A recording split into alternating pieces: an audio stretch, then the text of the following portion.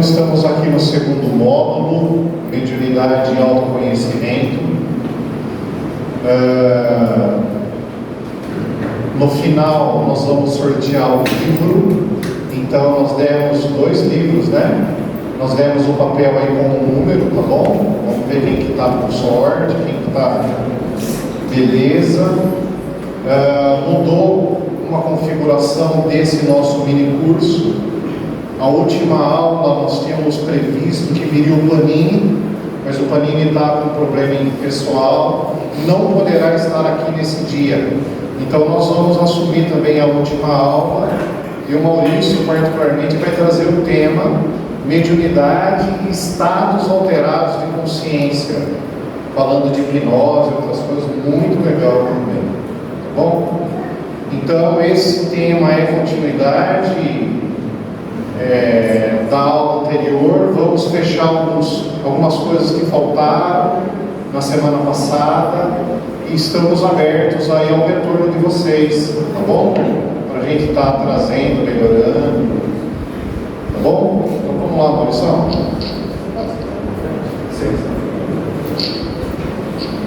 Então, boa noite para todo mundo. Vocês estão bem? Sim.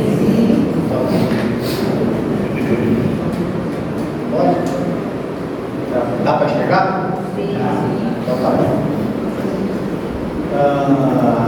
A gente vai começar hoje e eu gostaria de passar aqui. Eu vou passar uma coisa que é o fundamento do entendimento da psicanálise, da formação de determinados conteúdos e desenvolvimento de elementos que estão diretamente relacionados com uma personalidade saudável, normal, dita normal, e uma personalidade que apresenta algum tipo de dificuldade ou que a gente chama de transtornos de personalidade. Na aula passada, a gente deu uma passada por cima disso e colocou, antes de falar de transtornos de personalidade, eu fiz questão de falar como se constituía a personalidade. Então hoje, como eu vou falar de transtornos de personalidade, eu vou tentar explicar da forma mais simples, porque é um assunto que envolve um estudo bem aprofundado e bastante detalhado. Então eu vou colocar de uma forma bem simples e didática o fundamento daquilo que é o desvio para a formação do transtorno de personalidade. Não usem esse conhecimento para o mal, tá certo? É simplesmente ilustrativo, tudo bem? Posso começar? Então vamos lá.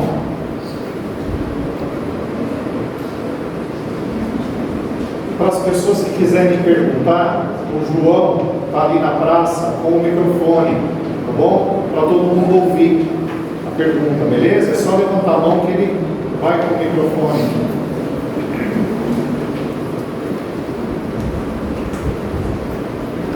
Era uma vez a mamãe que casou com o papai, e através dos meios naturais e biológicos, eles se propuseram a ter um filho ou filha. A partir da gravidez, desenvolve-se um laço entre mamãe e filho/filha. Eu vou falar filho aqui para ficar mais fácil, tá? Mas é filha também, tá?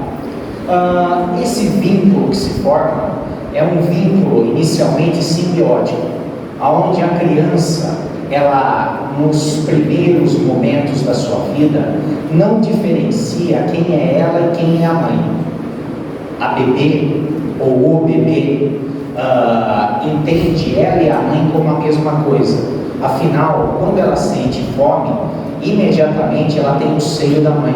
Quando ela sente frio, ela é aquecida, ela se sentindo solitária, emite um pequeno choro e imediatamente ela é atendida, e não existe um princípio de individualidade num bebê pequeno.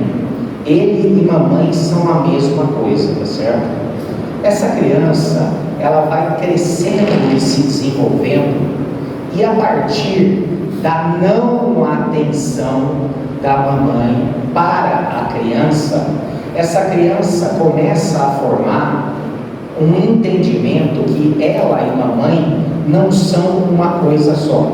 Então, a partir do momento que aquela criança está no berço e começa a chorar, por exemplo, por tédio ou por algum tipo de incômodo, e a mamãe atrasa a atenção, essa criança percebe que a mamãe não faz parte dela, a mamãe é um indivíduo separado dela, e ela percebe que chorando, chega uma hora que ela cansa de chorar e que a dor de barriga diminui, ou que ela se distrai com outra coisa e a coisa passa. E começa a se formar de forma saudável um princípio de identidade individualizada da figura materna, aonde essa dupla ela começa a se enxergar de forma aonde um é um, outro é outro. Conforme essa criança vai se desenvolvendo, esse princípio de identidade ele vai se estendendo, porém de forma ainda estrita. Afinal, é a mamãe que atende todas as necessidades fundamentais da criança. É a mamãe que dá o peito, é a mamãe que troca a fralda, é a mamãe que dá o banho, é a mamãe que acalenta, é a mamãe que segura no choro. Por melhor que seja o papai, a mamãe e a criança têm um vínculo muito forte. Esse vínculo aqui estabelecido através dessa célula. Num determinado momento do desenvolvimento da criança, é obrigatório, deixa eu trocar? É obrigatório que apareça a figura de uma terceira pessoa aqui, que é a figura do papai. O papai, ele começa a aparecer nessa jogada de que forma? Indiretamente. A relação da criança, ela simbolicamente, psiquicamente, na formação da sua personalidade, ela não se dá diretamente através do contato com o pai, mas do contato que o pai tem com a mamãe. O que isso significa? Quando a criança faz uma demanda ou precisa da mamãe para alguma coisa, a mamãe não pode atender, porque ela tem que atender ao papai. A mamãe, conforme o tempo vai passando, vai configurando na ideia dessa criança que a criança não é dona da mamãe, a criança é do papai e a criança é só filha da mamãe. Essa relação é uma relação que é uma relação limitada, é uma relação que não permite uma conjugação, uma união tão intensa, tão próxima quanto a criança desejaria. E o papai entra como um terceiro elemento, fazendo o que a gente chama de uma interdição ou uma quebra nessa relação do filho. Mamãe não pode atender o filho, porque mamãe é do papai. O filho é só o filho. Filho não só da mamãe, mas filho do papai também. É justamente essa frustração que nós chamamos a inauguração daquilo que existe de mais doloroso, que é a noção de limite. É através da interferência do pai, solicitando a mãe como sua esposa, que a criança percebe que mamãe não sendo dela, ela tem de forma primitiva, de forma básica, fundamental, o principal conceito para que a personalidade dela se desenvolva de forma saudável, que é o conceito de limite. E o que é o conceito de limite? É a verdade que todos nós carregamos de que você não pode ter tudo que você quer, do jeito que você quer e na hora que você quer. E isso nasce nesse momento, onde a criança se acha dona da mamãe, mas ela tem a triste desilusão disso a partir do conhecimento que mamãe é do papai e papai e mamãe são pais dela. Ela é só filha, ela não é parceira da mamãe. Quem é o parceiro da mamãe é o papai. Já ouviram falar isso em algum lugar? O pessoal da psicologia não é melhor, né? Vocês vão falar, né? Complexo de Édipo. Já ouviram falar isso? Complexo de Édipo. Popularmente, de uma forma errônea, a criança é apaixonada pela mamãe e o pai, ele entra no meio para quebrar esse apaixonamento e falar que a criança não é da mamãe, é dele. E a partir daí, é justamente essa frustração, esse limite que a psicanálise freudiana chama de castração.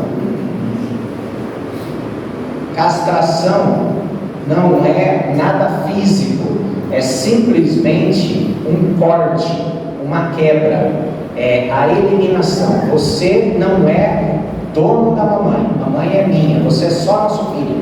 Então, mantenha-se na sua insignificância de filho ali. E esse tipo de coisa, na medida que o sujeito vai interpretar, vai determinar o resto da vida dele, para vocês verem o nível de importância dessa dinâmica. Agora, eu pergunto para vocês, existe uma quantidade enorme de configurações familiares onde essa figura paterna aqui é inexistente. A mamãe o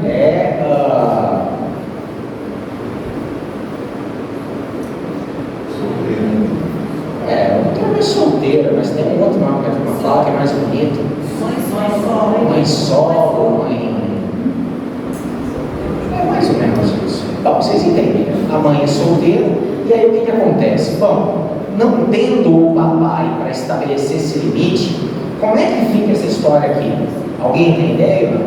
Existe alguma coisa que, não sendo o papai, consegue dar um corte para poder falar que o filho não é da mamãe e a mamãe não vive exclusivamente para o filho? O quê?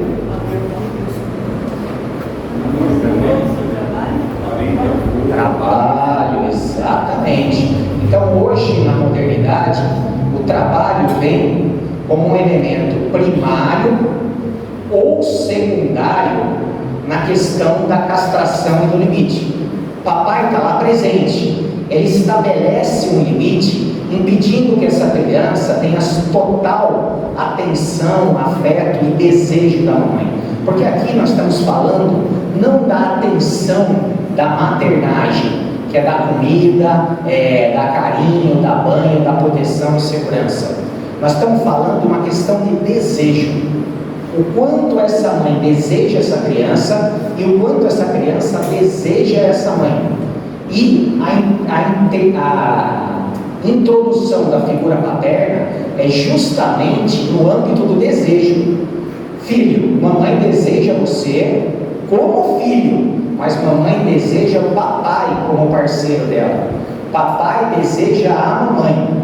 E aí, quando a gente fala de desejo, o trabalho também entra nessa questão. Porque a criança, quando vê a mãe indo trabalhar cedo e deixando ela com a avó, com a empregada ou na creche, ela está vivendo um distanciamento, e esse distanciamento está baseado numa ideia subjetiva, uma ideia da criança, de que a mamãe não é dela e não deseja tanto ela, tanto que me largou aqui, ela foi lá para o trabalho. Então o trabalho é um concorrente nessa relação onde a criança busca o desejo da mãe. Está muito complicada essa explicação? Está fácil, não está? Você está conseguindo escrever isso? É duro, né? Tá bom. Está trabalhando fora, né? O cara vai ser taquígrafo, né? Olha que interessante. Aí, vamos falar de problemas. Todo mundo que está aqui já viu coisa esquisita nessa história. Então, eu vou contar da minha experiência. Eu sou voluntário há 23 anos em grupo de Amor Exigente, que é um grupo de atendimento a familiares de dependentes químicos, seja de álcool, droga ou qualquer outra questão compulsiva. Nesses lugares existe uma prevalência quase total de famílias onde essa estrutura aqui não funcionou. Maurício, explica então como é que não funcionou. Vou contar para vocês. Era assim, ó. Mamãe casou com o papai. Papai era um cara que não era muito legal para a mamãe. Primeiro, não era um cara muito maduro, não tinha muita vontade de ser pai, de ser marido, casou ali meio empurra. Depois, papai, toda vez que saía do serviço, passava no boteco e tomava umas canas, tá certo? E a mamãe vivia infeliz, solitária, porque tinha um marido, mas esse cara era bem suficiente, tá certo? O que a mamãe fez? Nossa, tive uma ideia. Vou ter um nenê, aí tudo vai melhorar. Mamãe engravida, e aí a mamãe tem um filho. E aí o que acontece? Na hora que a mamãe tem um filho, esse filho passa a ser o sentido da vida da mamãe e passa a ser tudo aquilo que o papai, ou seja, o marido dela, não atendia de necessidade afetiva e de desejo para ela. E essa relação entre mamãe e filho, na ausência desse pai satisfatório, estabelece uma relação onde esse pai fica isolado e não estabelece esse corte. Essa criança começa a crescer com uma relação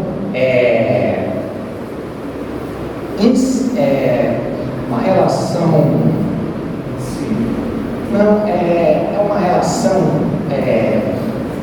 exagerada, em primeiro lugar, uma relação que ela é negativa, ela é meio doentia, porque é uma relação onde o filho, ele não está cumprindo o papel de filho, mas também está cumprindo o papel de tapa-buraco na carência materna, e forma-se uma aliança muito rígida, porque esse filho, além de não ter a interdição do pai, porque o pai está lá vendo as coisas dele, jogando bola, jogando truco, tomando pinga, ficando na dele e trazendo dinheiro para casa, não tem uma relação afetiva aqui satisfatória. O que acontece? Essa criança tem uma relação forte com a mãe com a criança, e a criança passa a se sentir na obrigação e no direito de ocupar o lugar paterno. E isso já começa a dar defeito aqui. Essa criança, ela vai se desenvolver sem a noção de limite, de castração. Afinal, tudo aquilo que ela deseja, ela tem nessa relação materna.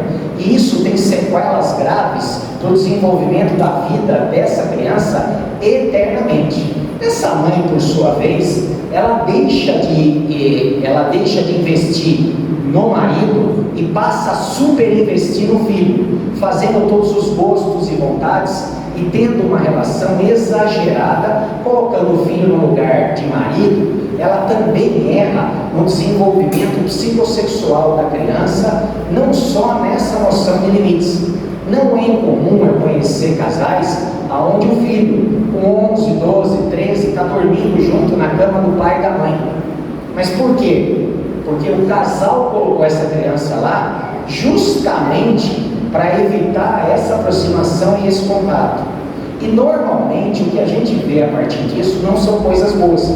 São crianças que crescem sem a noção de limite e castração e têm uma fragilidade emocional, porque tem baixa tolerância à frustração, afinal não aceitam limite, não aceitam regras, têm uma dificuldade de relacionamento, afinal tem uma ligação patológica com a mãe, de dependência, de necessidade, não uma relação sadia. Normalmente acabam se virando contra a figura paterna e tendo uma aversão à figura masculina, porque generalizam: já que meu pai é ruim, todo homem vai ser ruim também. Então não é incomum formar-se uma aliança aqui e deixar o sujeito cada vez mais para a banda de lá. E esse sujeito aqui, não fazendo parte desse núcleo aqui, ele vai cada vez mais longe. Ele vai trabalhar mais, ele vai beber mais, ele vai sair com os amigos, ele pode até arrumar uma filial em algum lugar, tá certo?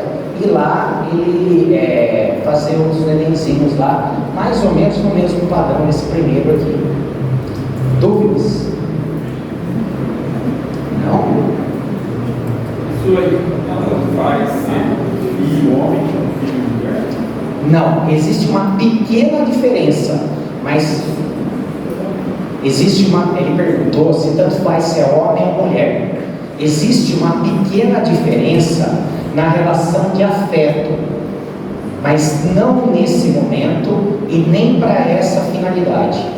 A questão do encantamento entre o filho menino com a mãe, ela se dá no momento posterior, e da filha menina com o pai, no momento posterior a esse momento, que é o momento da castração, ou o momento da introdução dessa interdição que a gente chama de limite.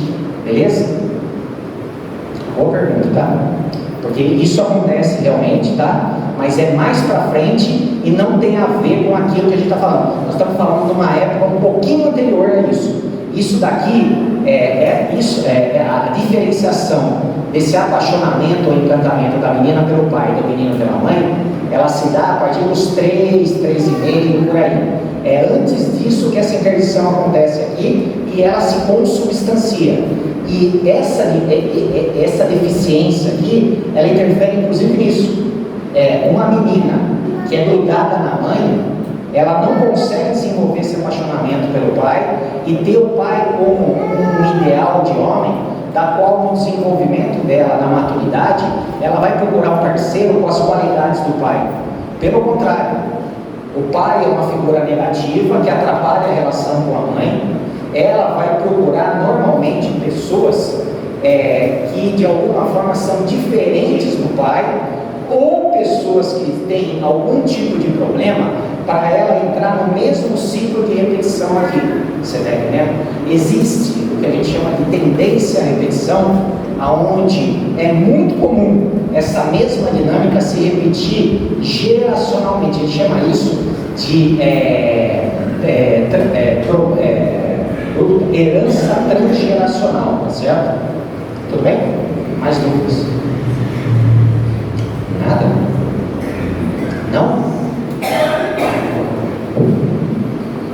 Na proposta de a gente ir se vendo nessas explicações, tá? Não colocar dentro da nossa cabeça como uma informação, mas a gente ir se reconhecendo dentro desse formato. E uma coisa, na verdade, um sentimento, isso que o Maurício está trazendo, é ouro. Isso é fantástico. Ele está transformando algo muito complexo em algo muito fácil para a gente. Parabéns, irmãos. Bom,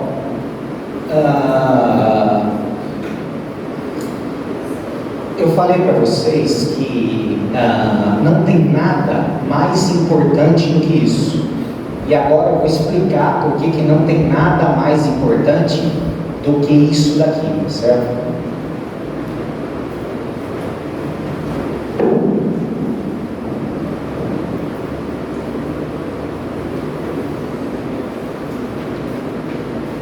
O nome técnico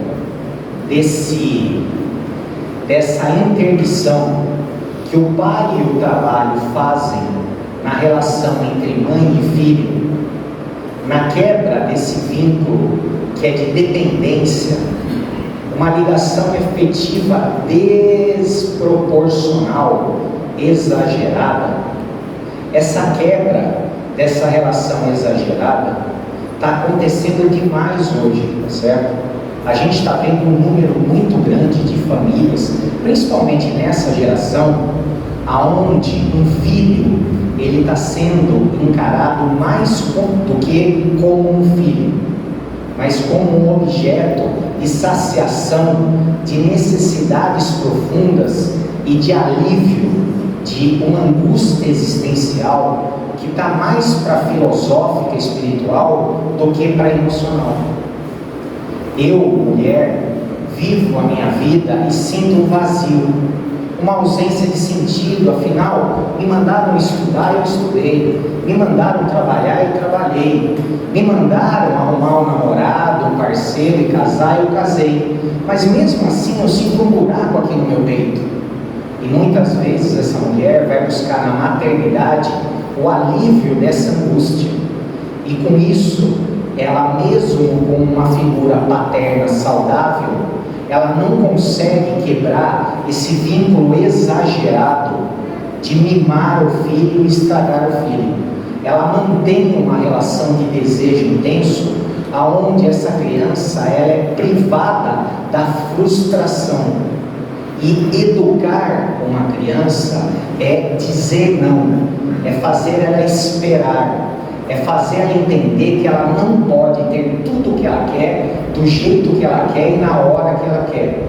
Mas essa geração de mães que tratam o filho como sendo o sentido não encontrado da própria vida, além de estarem equivocadas, porque filho não é sentido, é uma missão temporária, essa mãe acaba ainda estragando o filho e impedindo que o pai e o trabalho exerçam essa interdição, essa castração e esse bloqueio, e o filho se desenvolva com a ideia saudável que ele não é o reizinho da casa, o imperador da casa, o dono da mamãe, aquele que faz o papai de palhaço.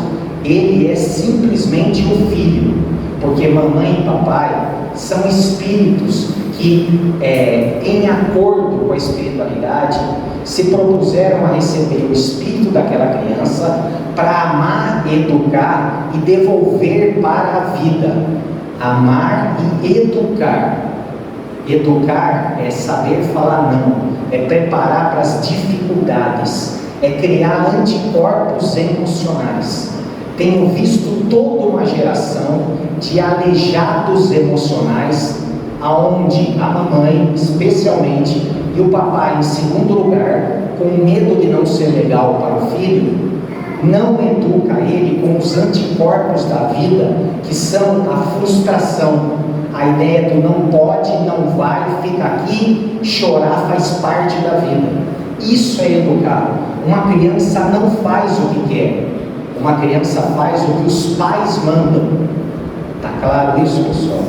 Então isso é muito importante a gente entender, tá certo? Porque às vezes dá a impressão que é só essa interdição aqui, mas muitas vezes a interdição existe, mas existe também esse equívoco dessa geração de mães que depositam no filho a realização da sua satisfação e uma possível eliminação de uma angústia que nunca vai ser eliminada através de um filho. Pelo contrário, isso vai te trazer mais dor de cabeça, mais preocupação, mais dissabor e traz alegria, traz também. Mas se você for justo e colocar na balança, a gente está a balança pendendo para dar muito mais trabalho do que alegria para a gente, e essa é a realidade da vida. Porque eu fui assim com a minha mãe.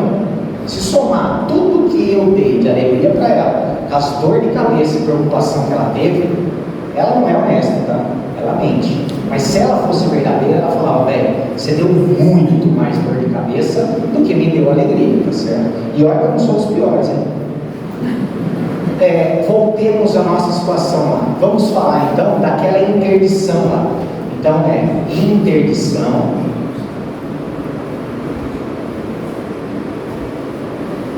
Pessoal, o que é interdição?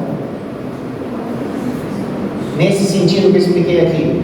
Vamos lá, ver se vocês entenderam. Castração é quando acontece a castração? Quando acontece a interdição? Quando o pai entra, quando o trabalho entra, quando a criança ela é educada e entende que a mãe não é dela, o desejo da mãe não é só para ela, e que ela não vive só de direitos, e que o mundo não está lá para fazer só as vontades dela. Isso é interdição. Concordam ou não? E por que vocês não responderam para a pergunta? Não, falando sério. Só meia dúzia aqui, que são os alunos mais aplicados, que são sentados na frente. Não, é uma coisa.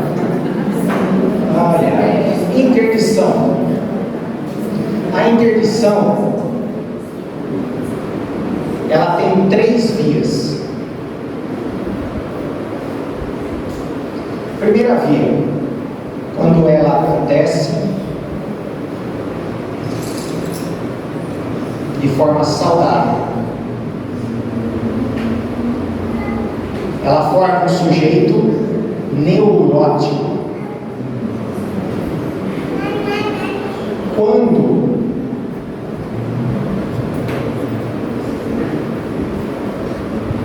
a criança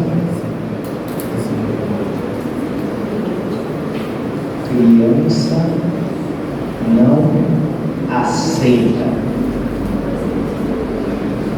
ela forma um sujeito perverso. Quando a criança não incorpora, ela forma um sujeito psicótico.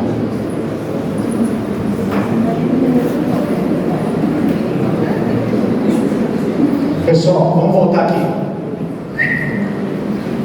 A interdição, quando ela se processa, ela tem 3 resultados. Presta atenção nisso, que isso é a coisa mais importante.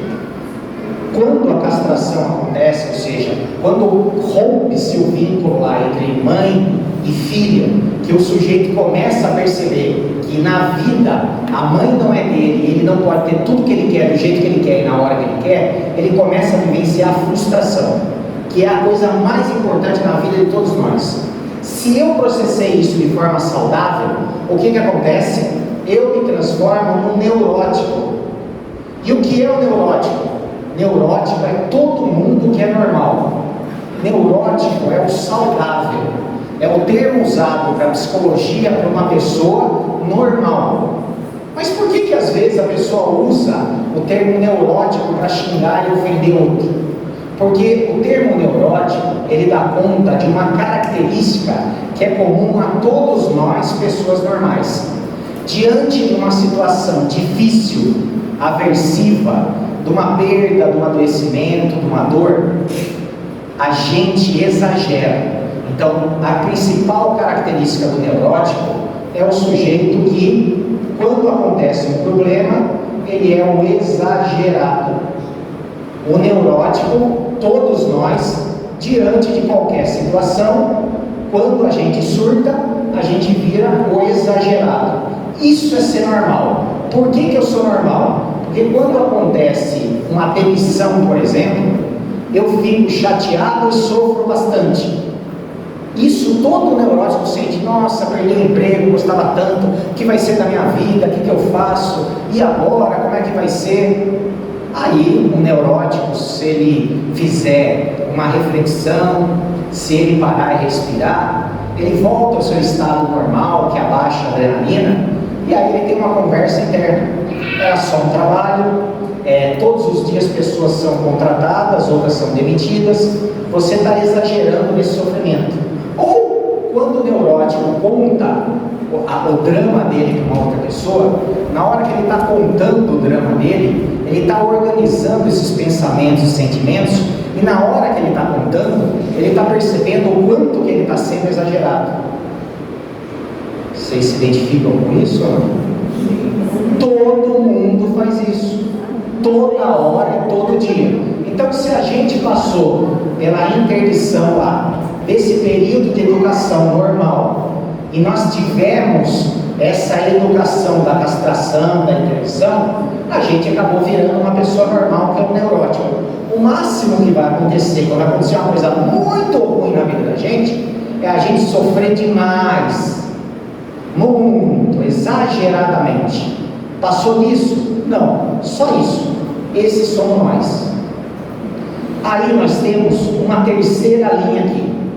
Existem algumas crianças que não aceitam a castração, não aceitam a figura do pai, não aceitam o trabalho, ou a castração não funcionou, não tinha a figura paterna, não tinha uma figura para estabelecer, ou a mãe não tinha interesse de romper esse vínculo exagerado com a criança, esse vínculo doente, quis manter essa criança com o seu parceiro afetivo substituto, por não ter um parceiro afetivo que atendesse às suas necessidades. Essa criança, ela passou a ser o namorado, a namorada, o marido,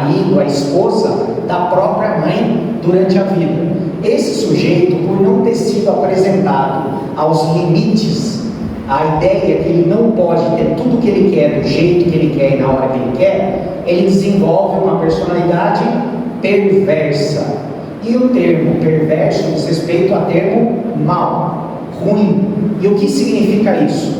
O perverso é o sujeito que não aceita a lei, não aceita a regra. Quem é o perverso? É aquele cara que não aceita a ideia que ele não pode usar droga. Ele não aceita a ideia que para ter as coisas ele tem que trabalhar e ganhar.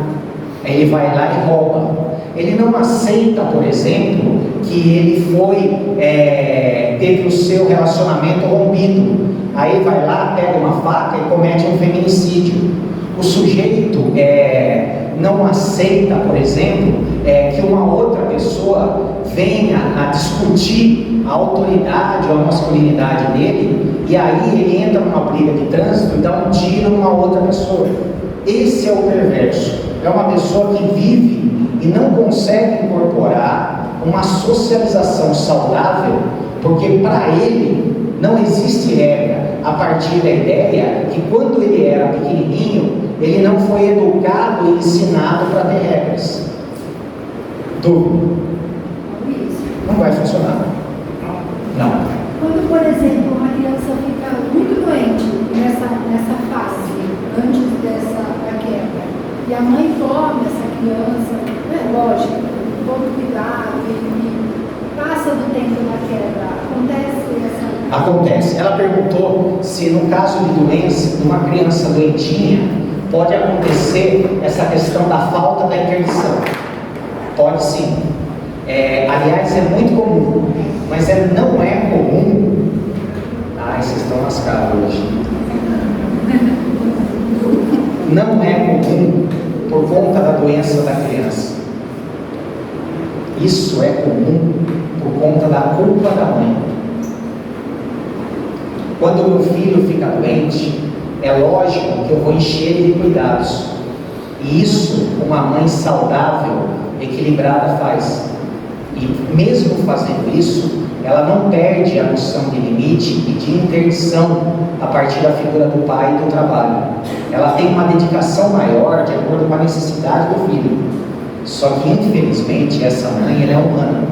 E quando o filho fica doente, inconscientemente, ela sente culpa pela doença do filho.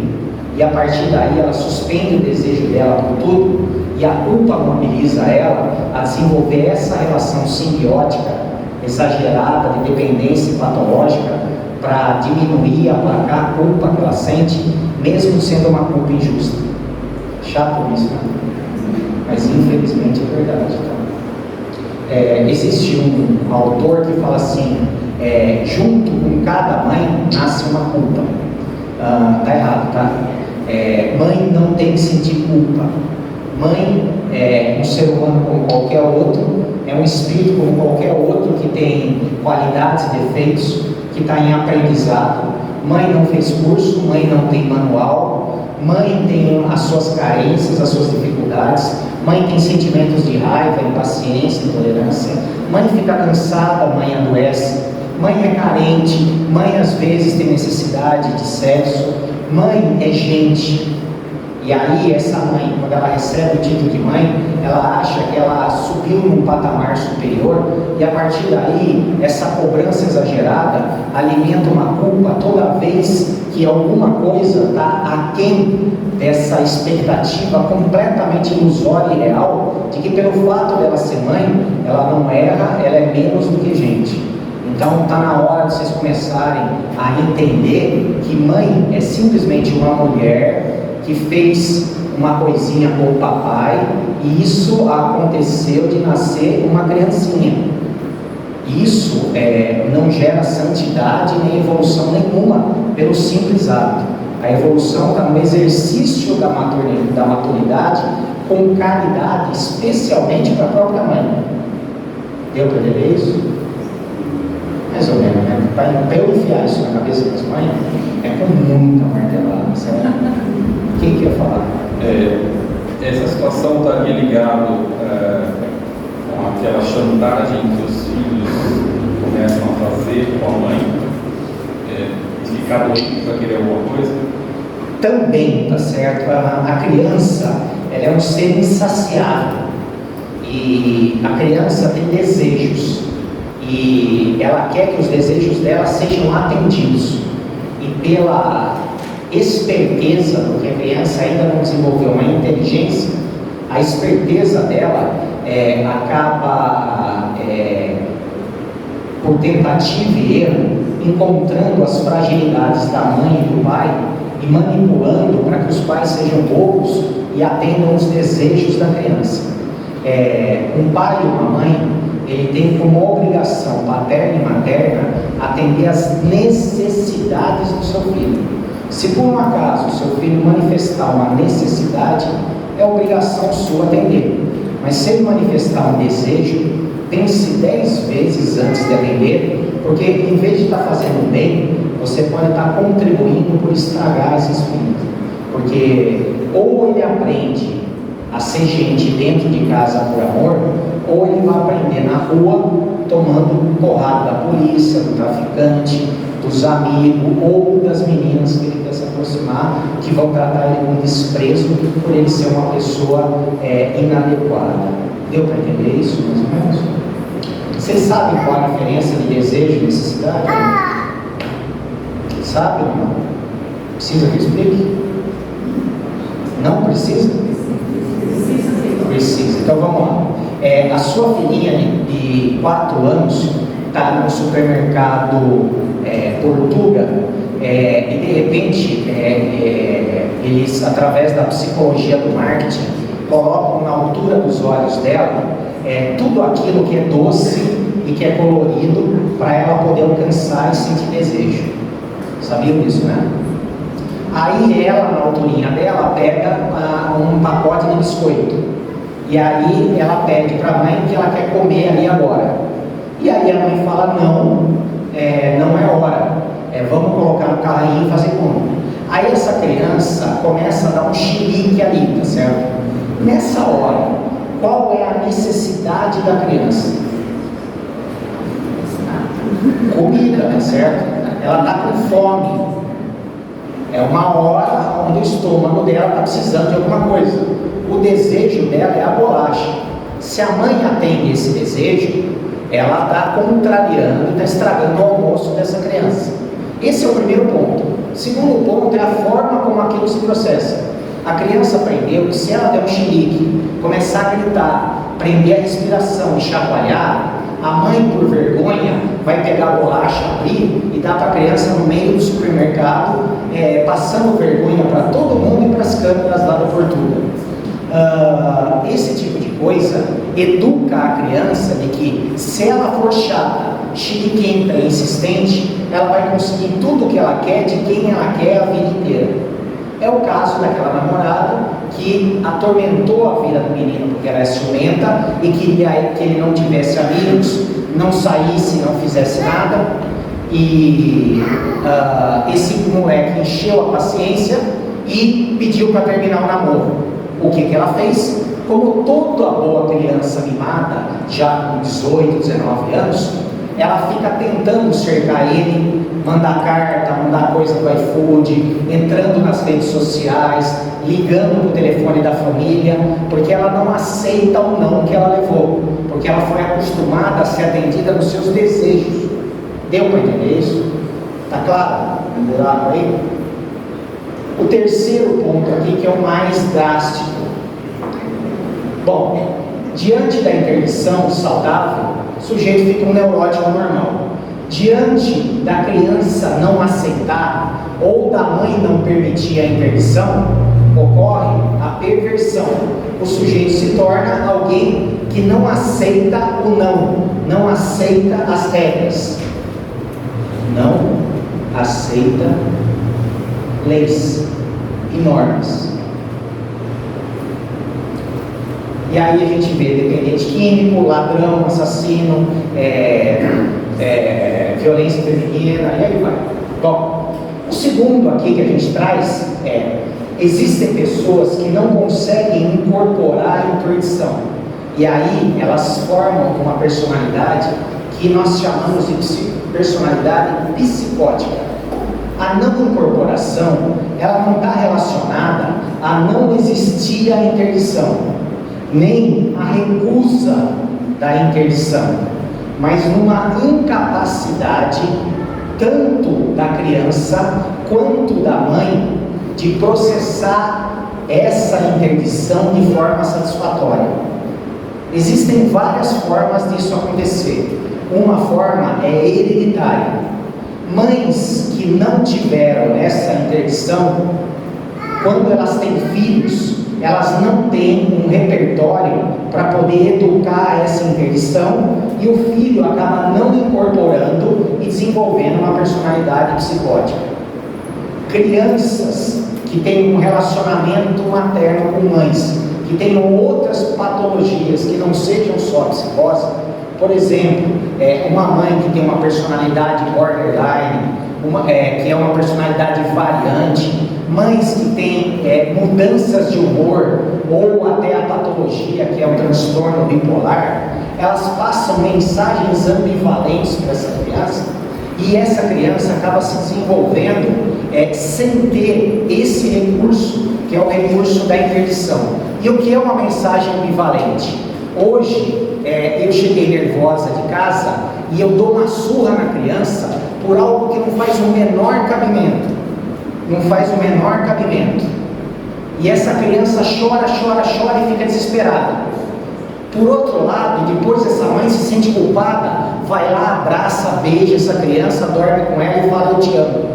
Essa criança tem uma confusão mental pela mudança de sinal, pela alternância de mensagem. Eu te odeio e descarrego a minha raiva em você. E tem hora que eu te amo profundamente, intensamente, você é o sentido da minha vida, que isso causa uma confusão mental a ponto da interdição não acontecer, não incorporar, e a personalidade se transforma numa personalidade psicótica. E aí eu vou diferenciar para vocês. A personalidade psicótica seria o quê? Uma pessoa que tem uma fuga da realidade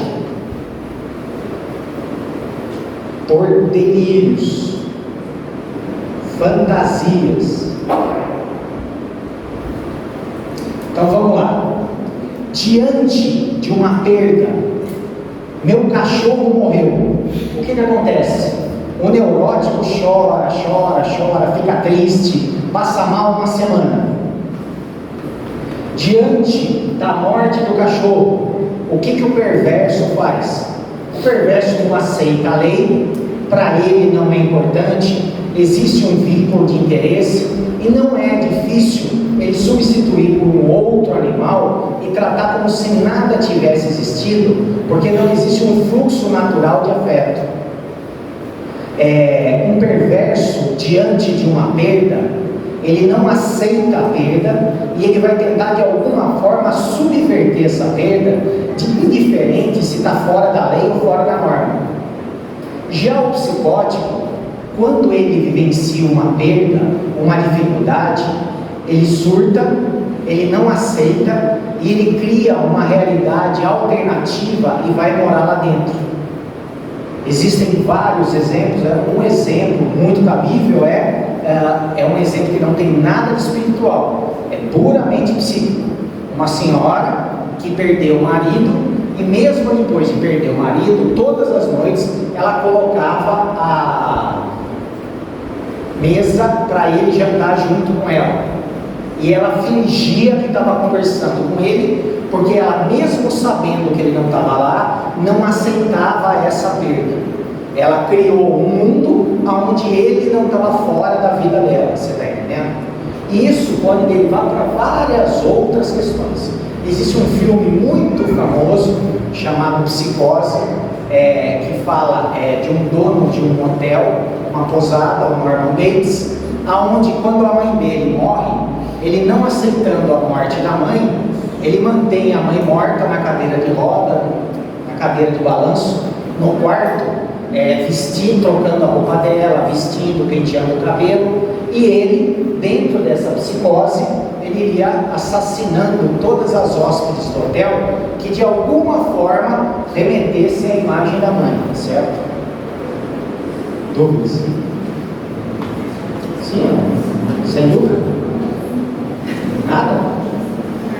Essas são as 3 formações. Bom, a maioria esmagadora da pessoa são neuróticos. Uma pequeniníssima parte se desenvolve numa estrutura psicótica.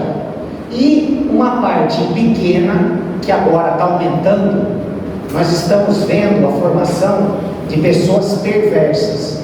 Por quê? Justamente por essa dificuldade de uma educação saudável. Fala. Qual parte do serial killer? No caso, assim, O serial killer, qual? No caso, psicótico ou... ele pode entrar numa, em outra ou nas duas, certo? Nas duas. Existem, exatamente. Existe um psicótico que ele é puramente racional, frio, e ele está dentro de um padrão de realidade. E ele sente prazer em matar pessoas e fazer coisas perversas. Esse é o perverso. Começa com um E cachorro em casa. começa mais ou menos, tá? A história de matar cachorro em casa, existe uma fase da criança que está nos 3 anos e meio, 3 anos até os 4 anos e meio, que está formando uma área do cérebro que chama sistema límbico. E essa área é a área da agressividade. A criança de 3 anos e meio, ela não tem muita noção do que é a morte e o que ela está fazendo. Então, às vezes, nem por raiva, mas por curiosidade, ela pega um cabo de vassoura e mata o cachorro. E nem por isso ela é um perverso. Ela é simplesmente uma criança em desenvolvimento que faltou ali um olhar e um ensinamento um pouco mais afetivo, um acompanhamento e tal. Então, assim, a gente não taxa. E outra, tudo que eu estou falando aqui não é regra geral. A gente está falando de uma teoria que varia de pessoa para pessoa, de caso para caso. Senão vai dizer assim, se isso é isso, aquilo é aquilo. Isso não é matemática. 2 mais 2 não são 4. Isso é gente. Cada um é um, cada um tem uma história. Então chegar em casa, olha, o meu filho é isso, a minha mãe é aquilo, não sei quem é aquele lá. Vocês não são psicólogos, e mesmo se fosse, psicólogo não diagnostica. O psicólogo entende isso para poder mandar para o médico, psiquiatra, neurologista, para ele fazer o diagnóstico. Porque nós, psicólogos, não somos competentes para diagnosticar isso daqui. A gente sabe, mas a gente não diagnostica. Por quê? Porque cada caso é um caso. Está claro isso? Fala. Eu ouvi já dizer que um psicopata, ele já mostra sinais já de pequenininho. Tem alguma relação com isso? Tem. Todo mundo já mostra sinais de pequenininho. Pequenininho, a gente vai falar de 6, 7, 8, por aí, certo? A partir dessa formação, que a criança já começa a expressar uma identidade, uma personalidade mais própria, ela já começa a dar indícios daquilo que ela pode ser. Só que papai e mamãe não querem enxergar. O Júnior é assim mesmo, tá certo? Não é nada, tá tudo certo. E a coisa vai passando, até que depois que roubam a tua casa, aí você vai comprar um cadeado, tá certo? Mais alguma coisa?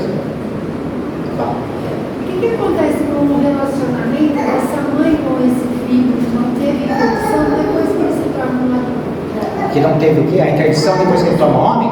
Normalmente é uma interação ainda exagerada, ainda que sai fora dos padrões normais. Uma relação de dependência às vezes, uma relação de necessidade. Porque as nossas relações, elas deveriam estar pautadas no desejo, não na necessidade. O Ronaldo é meu amigo, eu amo ele, mas eu não preciso dele, eu quero a companhia dele. A partir do momento que o Ronaldo, que é meu amigo, eu preciso dele, aí já tem alguma coisa errada. Porque a gente não tem que ter necessidade, a gente tem que ter desejo e intenção de se relacionar com o outro. Tudo aquilo que envolve necessidade, aí já é um excelente indicativo que existe algo no lugar errado. Porque necessidade é indicativo de dependência, e dependência é indicativo de distúrbio que precisa ser investigado. Não a partir de uma conversa que vocês têm aqui. no centro espírita, resumida, vocês já saírem diagnosticando aí, em casa é isso, eu fiz aquilo, minha mãe errou assada. Não faltem com a caridade, se autodiagnosticando, nem diagnosticando terceiros. Eu que estudo isso daqui há 20 anos, eu não faço isso. Então, ainda mais quem não estuda. Então, assim, é uma tremenda falta de caridade já querer sair apontando o dedo e achando quem é quem ou quem é quem. Isso daqui tem como finalidade expandir o seu autoconhecimento. Autoconhecimento não é conhecimento do seu carro. Autoconhecimento é o conhecimento de você. Então, assim, entenda, eu vou me conhecer, eu vou tentar me enxergar, eu vou pensar no que eu passei, eu vou pensar na minha estrutura familiar, eu vou pensar se eu tenho características, eu vou me entendendo, aprendendo uma forma de, através do autoconhecimento, que é o fundamento, exercitar a reforma íntima. Porque o que é reforma íntima? É eu pegar o autoconhecimento e, através de disciplina e regularidade, tentar aprimorar os meus defeitos e corrigir as minhas falhas. Está claro isso?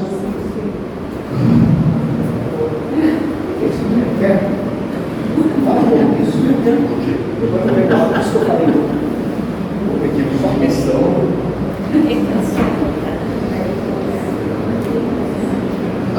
Eu acho que o que dá para colocar, porque eu vi que do interesse de vocês, que vocês estão perguntando, toda a questão da psicopatia, hoje em dia o termo narcisista também é muito usado para muitas coisas. Ele vem da psicanálise e hoje em dia até no Instagram tem bastante paciente que vem e começa a se identificar, como o Gomes falou, minha mãe é narcisista, meu marido é narcisista. Então cuidados com os termos e onde vocês buscam tirar a dúvida de vocês depois. Porque um termo pode ter uma interpretação, como ele disse, que às vezes vira um peso para a família ou para as pessoas lidarem com isso. Tá? Acho que toda curiosidade por conhecimento é interessante, mas que passe por um filtro, porque a gente vive numa época onde a gente tem bastante informação e informação nenhuma ao mesmo tempo. Tá? Para sintetizar e colocar isso tudo é muita coisa. Tá? Então a ideia é que vocês não saiam identificando na família, chegar aqui com o Ronaldo, depois, meu filho é psicopata, pelo amor de Deus, gente. Não é essa a ideia, tá?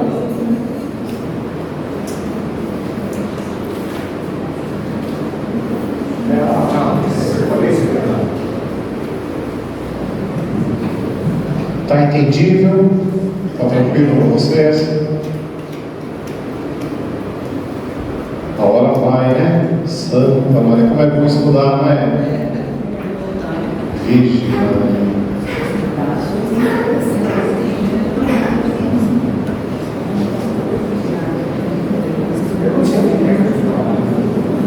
ele pediu para eu perguntar se alguém quer perguntar alguma coisa.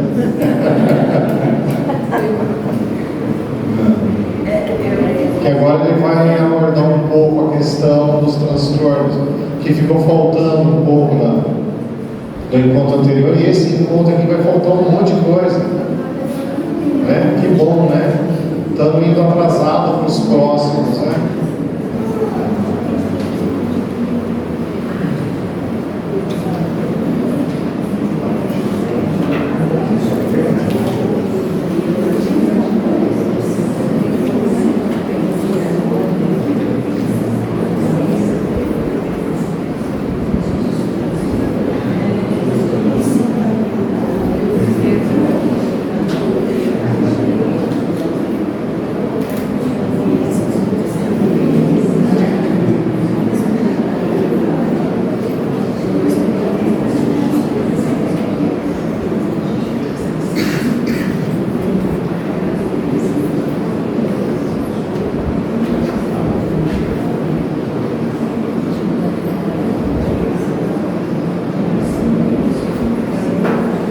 Pessoal, então vamos falar um pouquinho sobre transtorno de personalidade. Então, o que seria um transtorno de personalidade? Na psiquiatria ou na saúde mental, nós podemos, de uma forma muito simplificada, classificar as questões mentais em duas classes: as doenças ou patologias e os transtornos.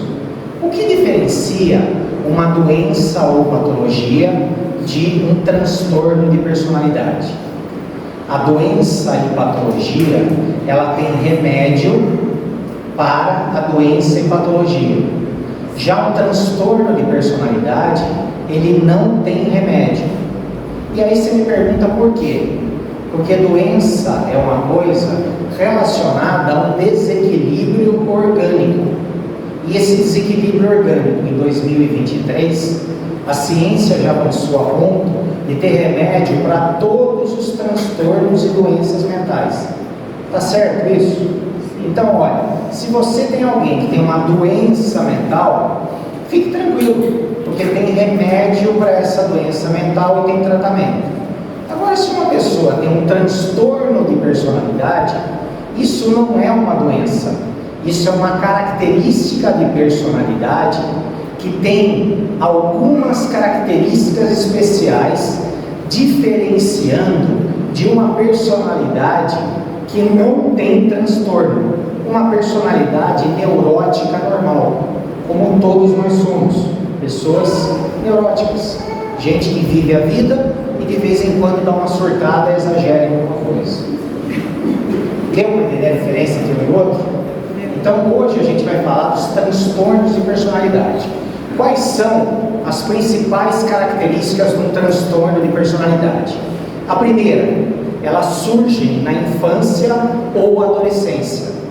Segundo, é um conjunto de comportamentos ou reações afetivas desarmônicas, comportamentos e sentimentos que estão batendo fora do mundo, estão errados perto das outras pessoas que agem de forma natural e normal. Terceiro, é de longa duração. Um transtorno de personalidade não é uma coisa que dá e o mês que vem passa. É uma coisa que é da pessoa e é da vida inteira. Quarto, inclui muitos aspectos da vida social. Ninguém tem um transtorno de personalidade só dentro de casa. E na escola é diferente, no trabalho é diferente. Não, o sujeito que tem um transtorno de personalidade, ele se manifesta em todos os lugares. Quinto, essa pessoa tem uma característica mal adaptativa. Eu falei para vocês, quando eu falei sobre a estruturação da personalidade, que tudo aquilo que é hoje característica de personalidade de todos vocês foi baseado na adaptação. Então o que significa isso? Vou dar um exemplo para você. Atendi hoje um garoto, e esse garoto é um garoto muito bonzinho, tem dificuldade de falar não para os outros, e ele estava sendo capacho da namorada dele, num relacionamento tóxico e abusivo dela, que estava fazendo ele de gato e sapato. Esse menino tem um transtorno de personalidade. Por quê? Porque no ambiente familiar dele era um ambiente muito rígido, onde o pai, um cara com toque, a mãe muito religiosa. Ele crescendo nesse ambiente, ele precisou, para ter a admiração e o afeto dos pais, ser um menino perfeito, um anjinho, um bonzinho, que não dá trabalho, o que não reclama, o que obedece. E aí o que aconteceu? Ele cresceu com uma característica de personalidade, só que essa característica é um ponto de exagero que se manifesta como um transtorno a ponto de causar uma disfunção geral na vida dele. No trabalho ele é abusado, com a namorada ele é abusado, com os amigos ele é abusado. Em todo lugar que ele vai, ele é o bobo da corte. Deu para entender? Só que isso é um exemplo de má adaptação. Um exemplo de boa adaptação seria o inverso. Esse menino foi criado onde o pai tinha toque e a mãe era muito religiosa. Para crescer nesse ambiente, ele poderia ter outro tipo de adaptação. Para receber o afeto e o interesse, ele poderia desenvolver de forma adaptativa uma personalidade mais forte, saber se impor, saber fazer as suas escolhas, saber buscar elementos para se diferenciar dos pais e aí se afirmar e sobreviver nesse lar, que é um lar difícil de crescer. Deu para entender? Então, uma personalidade normal, ela tem uma boa adaptação ao ambiente doméstico. Uma pessoa com transtorno de personalidade, ela é uma pessoa que teve dentro do seu ambiente doméstico, uma dificuldade de adaptação e desenvolveu esse transtorno. Sexto ponto, isso gera sofrimento para essa pessoa e às vezes por tabela para outras pessoas. Sétimo ponto, atrapalha o desempenho na vida da pessoa. Um transtorno de personalidade atrapalha essa pessoa naquilo que ela faz, nas atividades dela, porque ela sofre com isso. Oitavo, esse transtorno de personalidade pode ser mais do que um, não é um por pessoa. Uma pessoa pode ter 1, 2 ou 3 transtornos de personalidade, e ele também pode estar acompanhado de uma doença mental. Uma pessoa que tem, por exemplo, um transtorno ansioso generalizado, que é aquele caso de ansiedade aguda, que a pessoa tem crises de ansiedade, ela também pode, além de ter a doença, ela ter um transtorno de personalidade ansiosa. Então, uma coisa pode estar vinculada à outra. E o nono, para o transtorno de personalidade, o único remédio é a terapia ou a reforma íntima a partir do autoconhecimento. Porque quando a gente fala de personalidade não tem remédio. Você é o que você é. Eu não vou tomar um remédio para ser uma pessoa diferente, mas eu posso fazer uma terapia, me conhecer e, com a ajuda do profissional, eu aprender a exercitar um jeito diferente de ser e modificar características negativas ou diminuir os exageros desse transtorno de personalidade. E pessoas com transtorno de personalidade na terapia tomam remédio. Às vezes o profissional indica que uma pessoa com transtorno de personalidade também tome um remédio para aliviar os seus sintomas, porque se ele não tiver com tanta dor emocional, fica mais fácil de tratar e dele melhorar, e ele toma por um tempo até ele ficar melhor. Deu para entender? Agora vamos falar dos tipos de transtorno de personalidade. Primeiro, se uma pessoa manifesta características de esquisitice e desconfiança, essa pessoa ela pode ter um transtorno de personalidade paranoide. É aquela pessoa que sempre pensa o pior, é aquela pessoa da teoria da conspiração, é aquela pessoa que, se ela recebe uma mensagem falando assim, você vai estar aí na sua casa à tarde? Vou, porque à tarde eu quero ir aí para conversar com você. Pronto.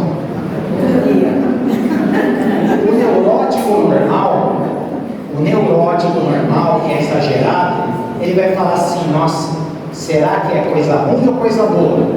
E o neurótico normal fala assim, se for boa, tudo bem, se não for, a gente tenta resolver. Esse é o neurótico. Mas uma pessoa que tem um exagero, uma personalidade paranoide, ela já vai criar uma conspiração e vai tentar pensar na cabeça dela tudo aquilo que aconteceu, quais são as relações, tudo aquilo que ela fez de errado, as pessoas que odeiam ela, e aí tudo vai se transformar em algo catastrófico. Então, a pessoa com transtorno de personalidade paranoide é uma pessoa que está sempre acuada, mas isso num nível hard, num nível absurdamente alto. Então, assim, nossa, tem um vizinho novo que mudou para a casa do lado, e eu vi eles olhando para cá quando estava estendendo roupa. Olha, isso não é bom sinal. Pode ser que eles sejam do PCC, estavam infiltrados. Eles falam assim, mas isso é loucura. Não, porque a placa deles é de Osasco. E lá eu li na internet que em Osasco é o lugar de maior incidência do PCC. Você percebe? Eu quero explicar para vocês. O paranoide, ele não é um psicótico, ele não está delirando. Ele está juntando pontos e criando um enredo aí que na cabeça dele faz sentido. Ele está no real, mas ele está pensando coisas absurdas. Deu para entender? O outro, personalidade esquizoide. É a pessoa que tem desinteresse por pessoas. Olha que fofura. É aquela pessoa que não faz a menor diferença pelos outros. Se ele está sozinho ou se não está, não faz diferença nenhuma. É o cara que, se ele mudar lá para o meio do mato, ele mora bem, não sente falta de ninguém. Ele está bem quando ele está sozinho. Quando ele está com alguém, é um transtorno.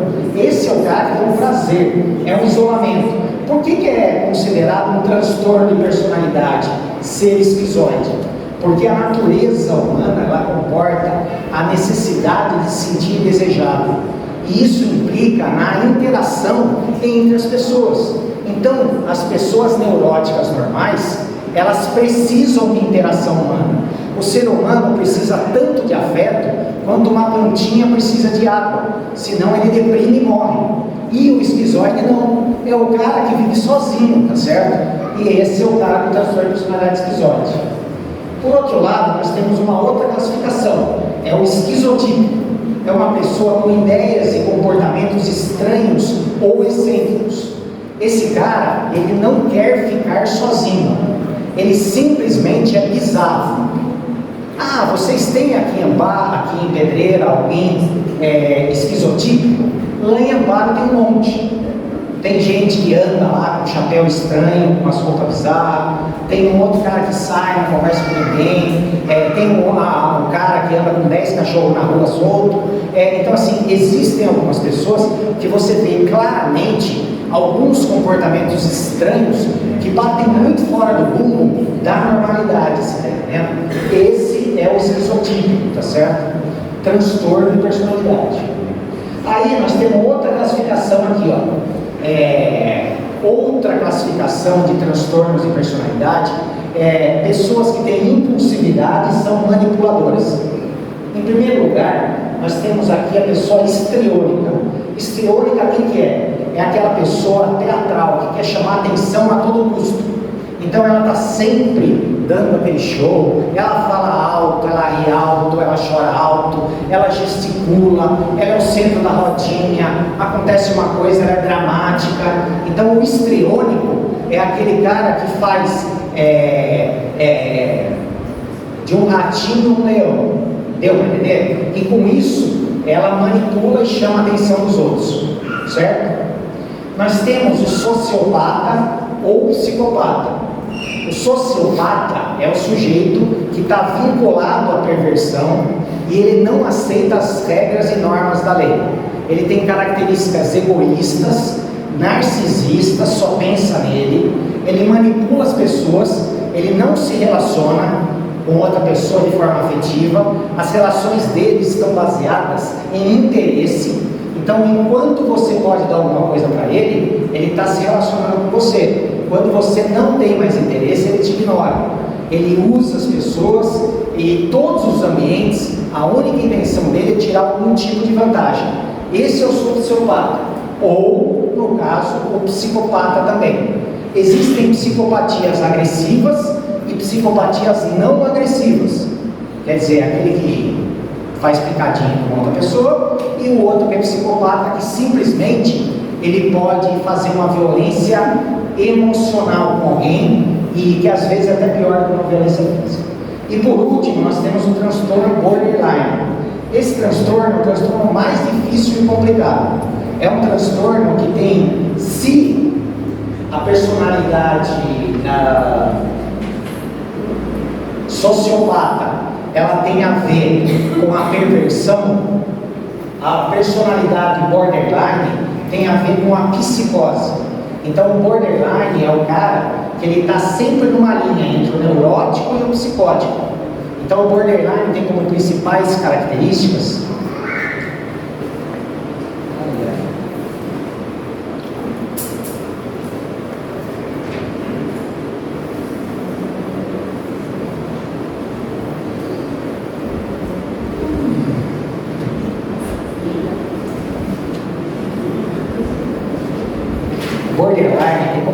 principal característica a questão da ausência de limite entre ele e o outro.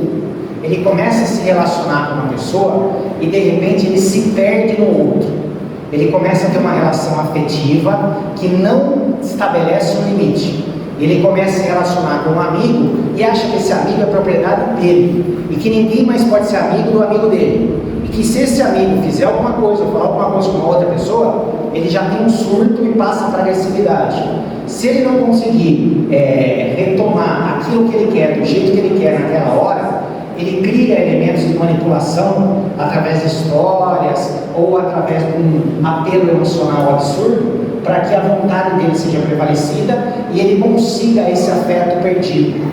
Então, a personalidade borderline é uma personalidade que tem um vínculo maior com a psicose, sociopatia e psicopatia com a psicose, e a personalidade histriônica não é nenhuma das duas, só uma neurótica, mas que tem como finalidade chamar a atenção. E por último, nós temos os transtornos de personalidade ligados à ansiedade e controle. Transtorno de personalidade ansiosa é aquela pessoa que é ansiosa desde pequena. Então é aquela pessoa que tem muito medo, muita ansiedade, está sempre pensando no pior, sempre pensando amanhã, sempre pensando no que pode acontecer. Então a ansiedade é o que a domina, certo? Nós temos a pessoa com transtorno obsessivo compulsivo. O transtorno obsessivo compulsivo, ele pode se manifestar em atos repetitivos, como aquela pessoa que lava a mão 1000 vezes, que tem germofobia, que tem mania de arrumação, que tem manias variadas, ou pode ser uma outra subvariação que não tem a ver com comportamentos, mas com pensamentos. Existe uma terminologia da psicanálise que se chama neurose obsessivo-compulsivo. É uma pessoa que tem pensamentos que ficam obsessivamente e compulsivamente rodando na cabeça dela, remoendo. E essa pessoa sofre porque ela tem um transtorno de personalidade ansiosa como característica obsessiva compulsiva. É uma pessoa que a cabeça dela não dá sossego. Ela tem um medo, ela pensa numa coisa e aquilo fica atormentando, quase enlouquecendo a pessoa. Por último, nós temos a personalidade dependente.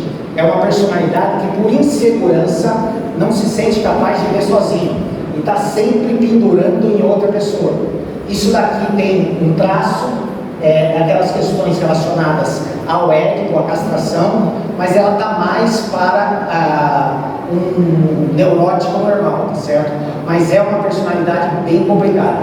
Ela precisa afetivamente do outro, o sentido da vida é o outro, e o sentido da minha vida é ter por quem sofrer. É muito comum mães de dependentes químicos ou de pessoas que são perversas desenvolverem um transtorno de personalidade dependente, porque elas começam a viver por conta do filho. Também é comum mães que têm filhos doentes desenvolverem uma personalidade dependente. Então eu vivo pela doença do meu filho, lógico, tendo como combustível aquela culpa que eu expliquei para vocês, mas é um transtorno também que atrapalha a vida da pessoa. Então esses são os transtornos de personalidade. Deu para entender isso? Relação disso daqui com reencarnação, com espiritismo total. Da mesma forma que uma personalidade ela se forma de acordo com características de vidas pregressas, eu carrego muitas vezes uma predisposição a um transtorno de personalidade que venha se manifestar nessa vida se eu não tratei dele adequadamente na vida passada. E se eu estou manifestando ele nessa vida, essa é a oportunidade maravilhosa, é a bênção de Deus, para que eu possa reconhecer e buscar o tratamento para superar esse transtorno de personalidade, para que eu não precise encarnar numa família que venha a ser predisponente do desenvolvimento desse transtorno que está aparecendo aqui. Ficou claro isso? Estou quase sem fôlego. É verdade, não estou brincando. É sério. Estou cansado. Você fala um pouco? Só um pouquinho.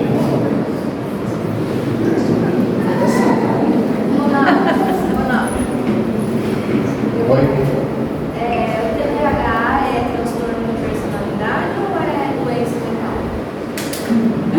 Transtorno de déficit de atenção é uma patologia. É uma questão que ela é biológica, tem a ver com características fisiológicas do cérebro e ela é uma doença. E por ser doença, tem remédio e tem tratamento, tá vendo? Olha que notícia boa. O Maurício falou da questão da reencarnação, né? Mas Tostines vende mais porque é fresquinho ou é fresquinho porque vende mais?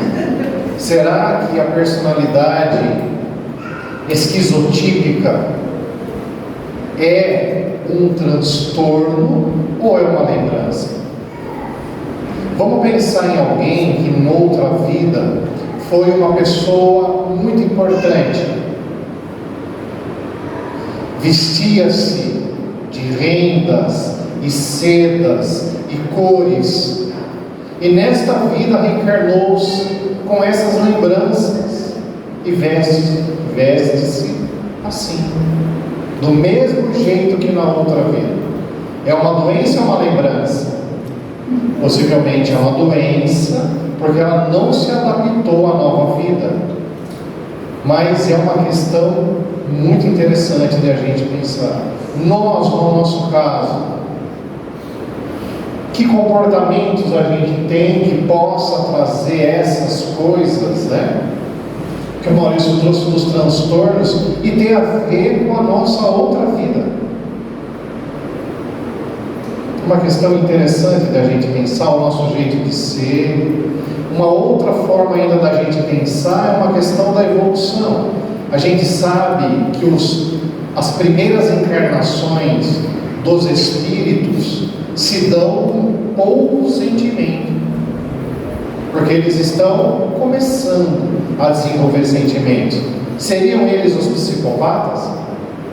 Os psicopatas seriam espíritos novos nas primeiras encarnações. Olha quanta coisa para a gente pensar, né? Mas eu estava aqui super pensando como que o Maurício vai amarrar essas coisas com mediunidade. Vai dar para amarrar? Tá pronto já. A não ser que o esquema ficar Vamos deixar esse assunto para a próxima? 9h30, né? A gente está usando os temas, mas não está dando para falar tudo que é bom, né? O que o Maurício trouxe realmente é pérola. Você quer? Posso? Tem que colocar nos escritos. Sim. Depois a gente vai colocar, vai salvar esse resumo que o Gustavo fez. Semana passada Também?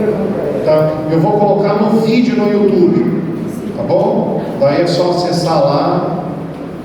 Vamos sortear os 2 livros então? Fala o número aí. Até que número? semana que vem.